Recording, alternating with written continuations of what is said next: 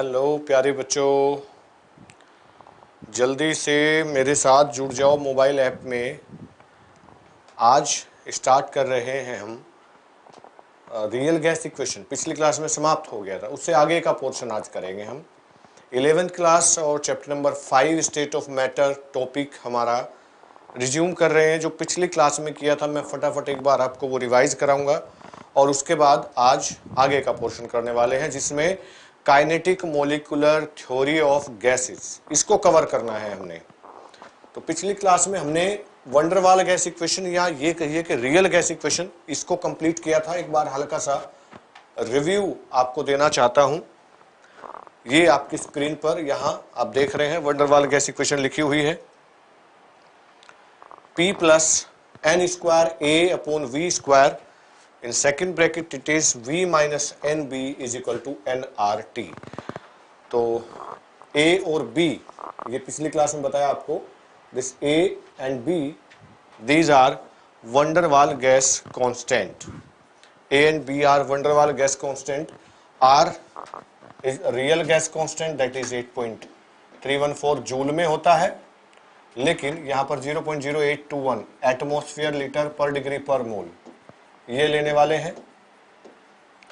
Are की मैंने जब आपको आइडियल गैस इक्वेशन कराया तो बच्चे उसमें आर के डिफरेंट यूनिट मैंने आपको बताई थी कि आर एक गैस कांस्टेंट होता है। अगर आप जूल में कोई काम करेंगे, जैसे आने वाला चैप्टर है थर्मोडायनेमिक्स, तो थर्मोडायनेमिक्स में इसकी वैल्यू हम यूज करेंगे 8.314 जूल पर है, ठीक है।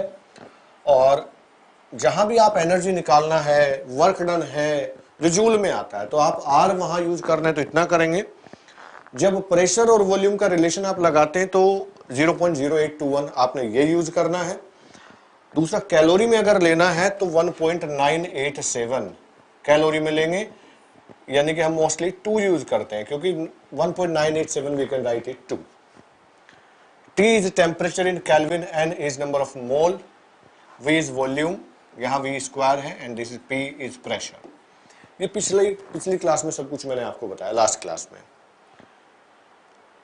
इसमें A refer to the attraction force, B refer to the size, IIT में इस पे न्यूमेरिकल आ चुका है। अट्रैक्शन फोर्स ज्यादा होगा, यानी कि A वंडरवाल गैस कांस्टेंट की वैल्यू ज्यादा होगी, तो आप कह सकते हैं that particular gas will liquefied easily. B refer to the size और you can say volume, 4/3 pi r cube, उसके लिए आप यूज कर सकते हैं B के लिए। ऐसा भी न्यूमेरिकल होता है कि B is equal to 4/3 pi r cube, क्योंकि B refer to the size of molecules which is in round shape, spherical. तो उसमें आप देखिए नेक्स्ट उसमें आया था कि भाई किस कंडीशन पर ये जो रियल गैस है आपकी van der Waals gas equation, that can behave like as an ideal. तो उसके लिए एक ही स्टेटमेंट मैंने लिखा था, जो मल्टीपल चॉइस क्वेश्चन पूछा जाता है, आपका ऑप्शन होता है at a very high temperature and very low pressure. So please note it, मैं दोबारा से बोल रहा हूं, at what condition real gas can behave like as an ideal. तो आंसर है at very high temperature and very low pressure. बहुत ज्यादा टेम्परेचर पर, बहुत कम प्रेशर पर कोई भी रियल गैस वो ऐसे बिहेव कर सकती है जैसे कोई आइडियल हो, क्योंकि आइडियल तो कोई होती नहीं है, बनाई जाती है। So that time this P plus n square A upon V square, you can write here only P and V minus NB की जगह NB हट जाएगा, that will be V। so PV is equal to nRT। for an ideal gas, चूंकि PV is equal to nRT, we use a term Z। एक नया term Z है, उसको हम यूज करेंगे, that is called compressibility factor।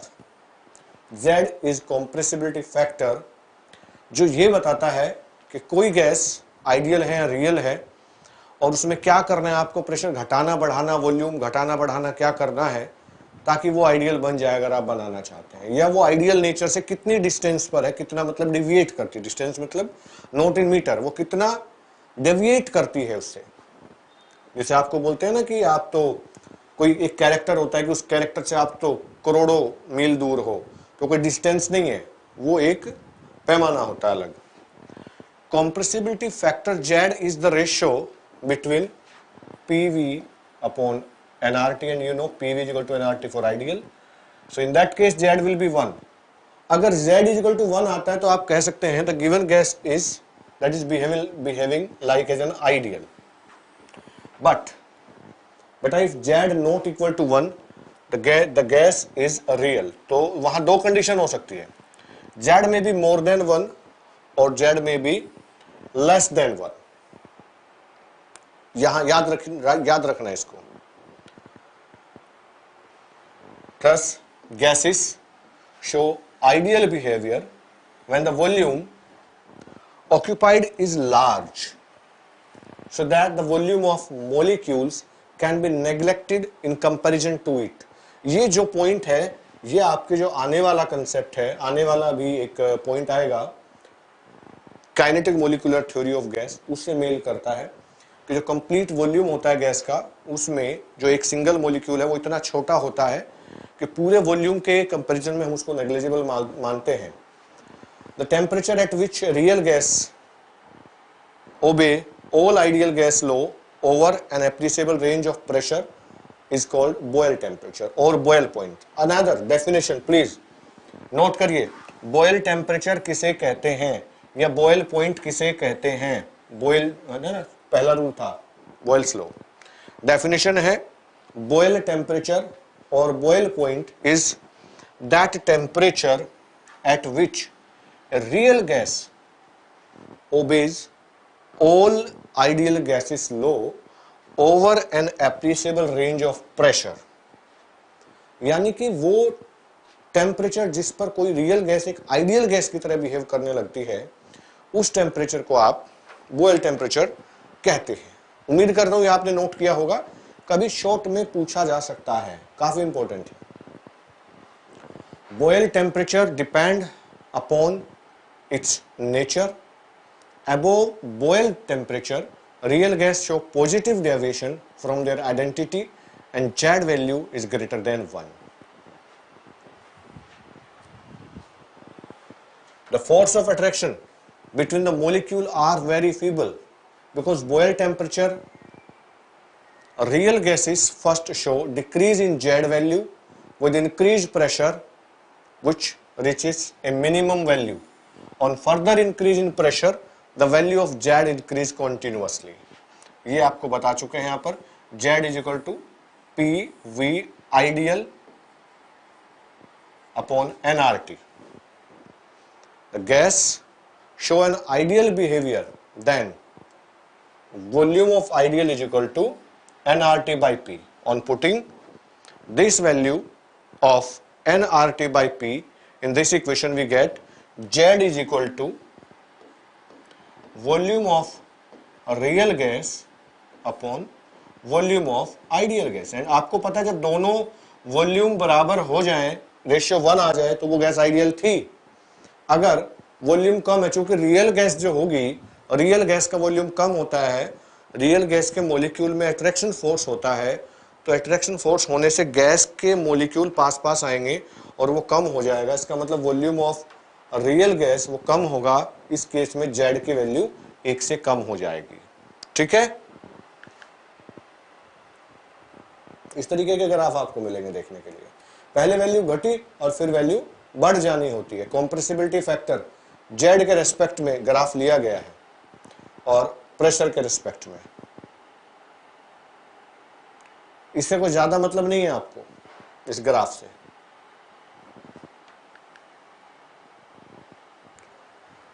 Liquefaction, gas को कैसे liquefied किया जा सकता है, इससे रिलेटेड है।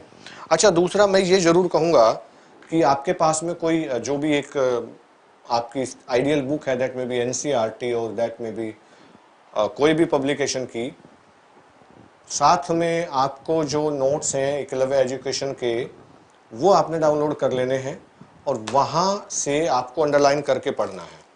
जो हमारे नोट्स हैं उनमें कुछ भी एक्स्ट्रा नहीं है, कुछ भी एक्स्ट्रा नहीं है, बहुत कंसाइज करके बनाया गया है। तो जो जो इंपॉर्टेंट चीजें हैं वो उसमें इंक्लूड की गई हैं, उसको तो आपने एक एक लाइन को पढ़ लेना है। कहीं अगर कोई टाइपिंग एरर है आपको मिलती है तो प्लीज वो इन्फॉर्म करिएगा ताकि उसमें सुधार किया जा सके।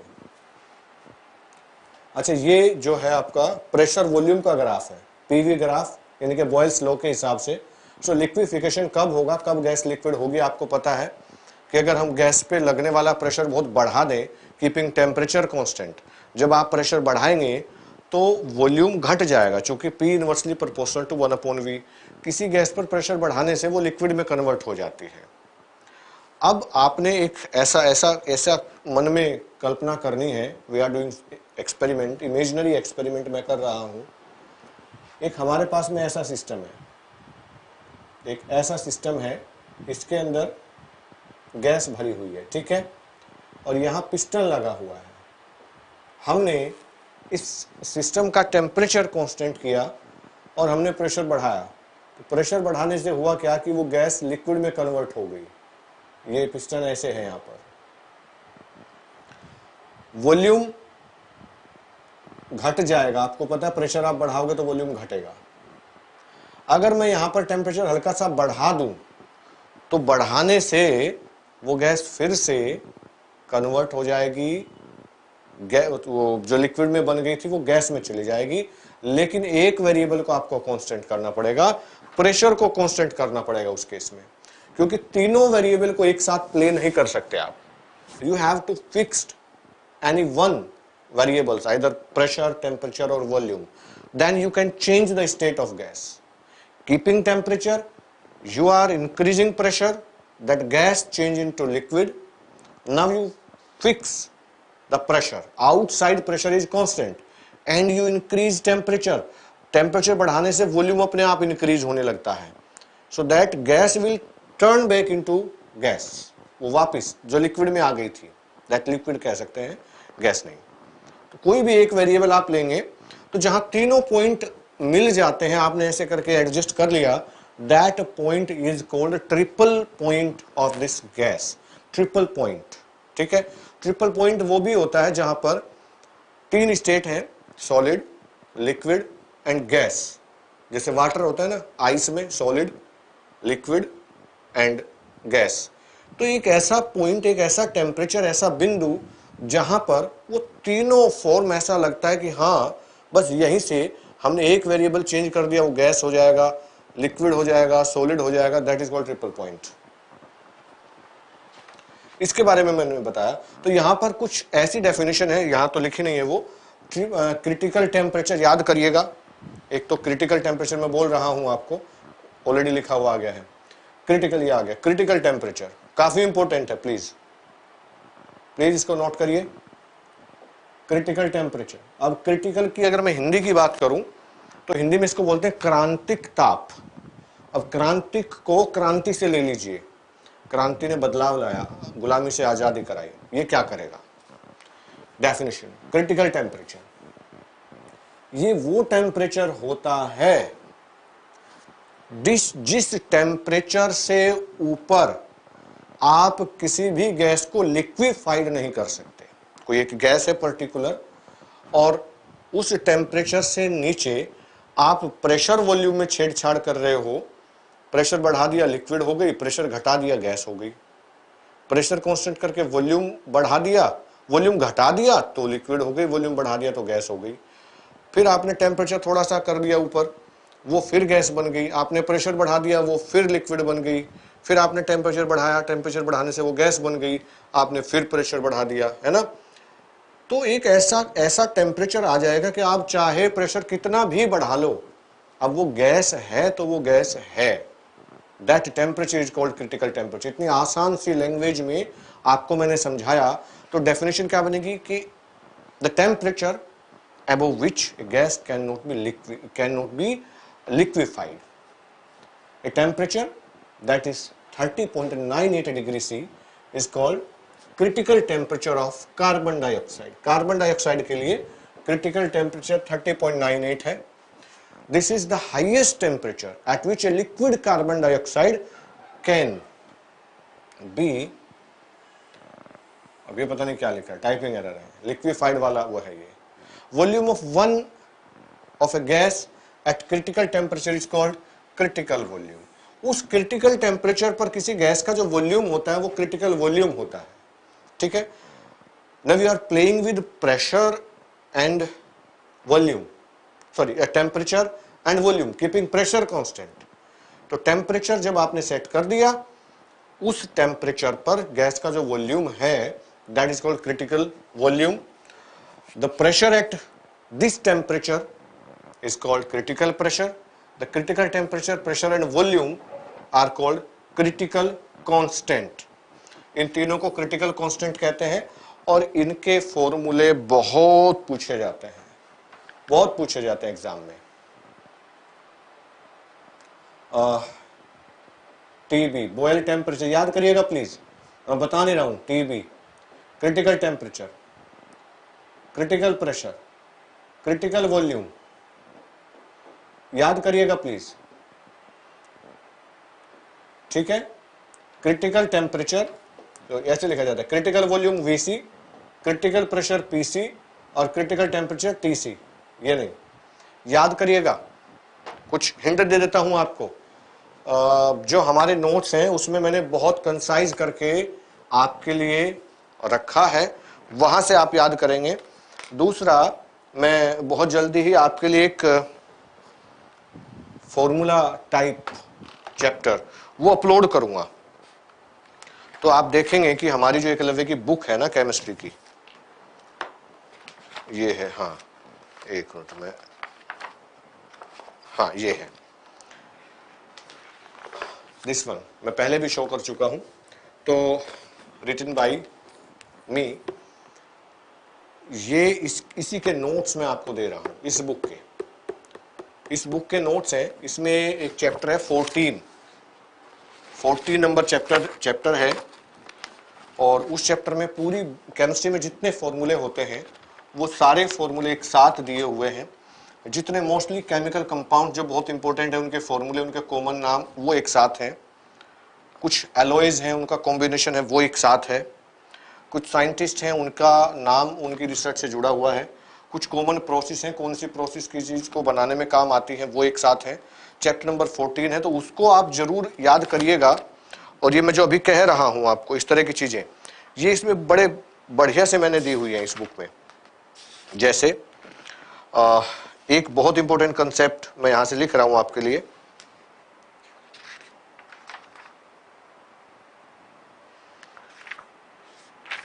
कि बॉयल टेम्परेचर बड़ा होता है क्रिटिकल वॉल्यूम से.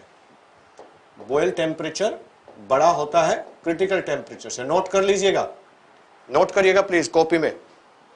ये वाली चीज नोट करने की है. Critical temperature 8A/27 RB.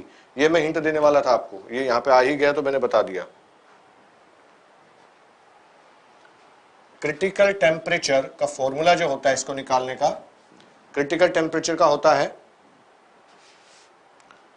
8A/27 RB. You know, A and B are gas constant, van der Waal gas constant.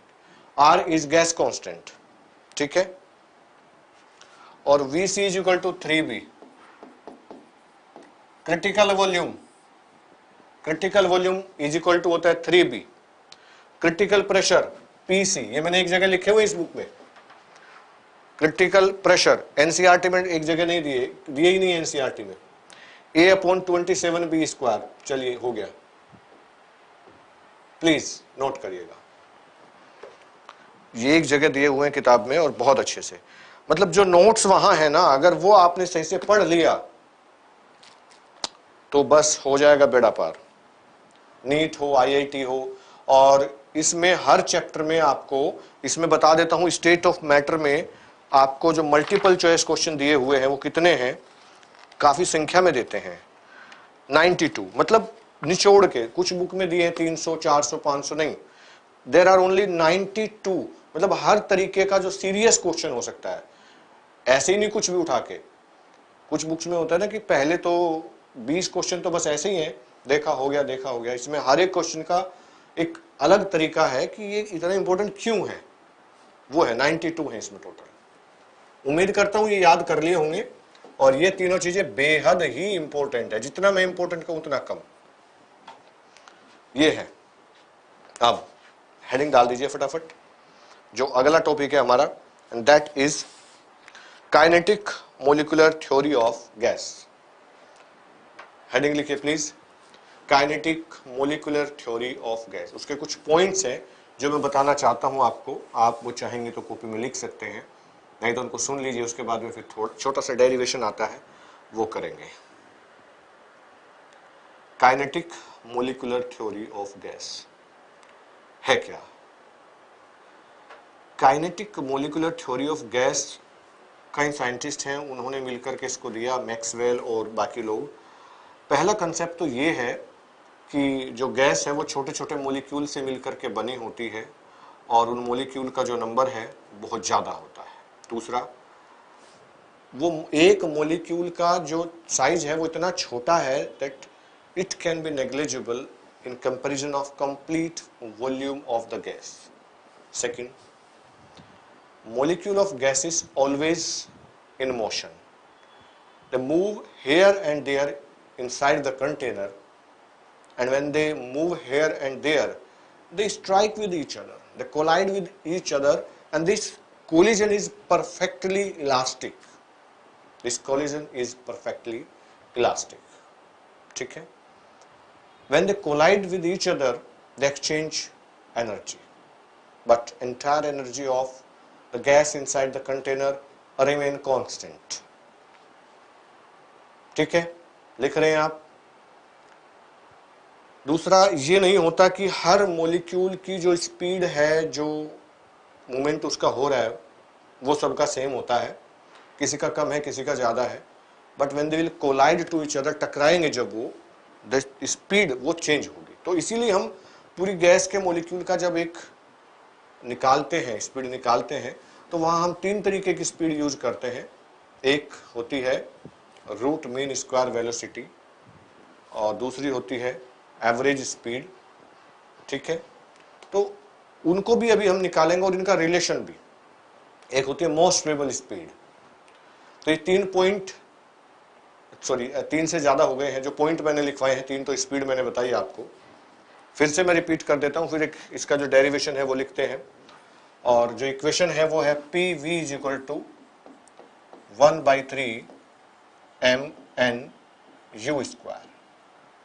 ये जो काइनेटिक गैस इक्वेशन है, this is P V is equal to 1/3 mn u²।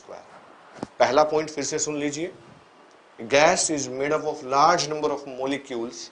दूसरा point, the molecule is very small, इतना छोटा है कि इसका volume gas के पूरे वॉल्यूम के कंपैरिजन में नेग्लिजिबल है, और बहुत सारी संख्या में, लाखों करोड़ों की संख्या में मोलिक्यूल अंदर होते हैं गैस के। जो गैस के मोलिक्यूल हैं वो हेयर देयर, इधर उधर वो घूमते रहते हैं हमेशा, और घूमते हैं तो वो कंटेनर की वॉल से भी टकराते हैं। When they strike on the wall of container they exert A pressure on it. तो जो कंटेनर पे प्रेशर पड़ता है वो मोलिक्यूल के टकराने से पड़ता है। नेक्स्ट इज, जब मोलिक्यूल हेयर देयर घूमेगा तो आपस में भी टकराएंगे, और उनकी जो टक्कर है वो लचीली होती है, it is perfectly elastic. When they will collide to each other they will exchange energy. तब वो एक दूसरे से एनर्जी का एक्सचेंज करते हैं, बट पूरी गैस की एनर्जी वो कांस्टेंट रहती है।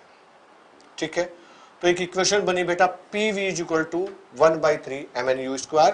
इसको आप लिख सकते हैं 2/3 इंटू 1/3 mv²।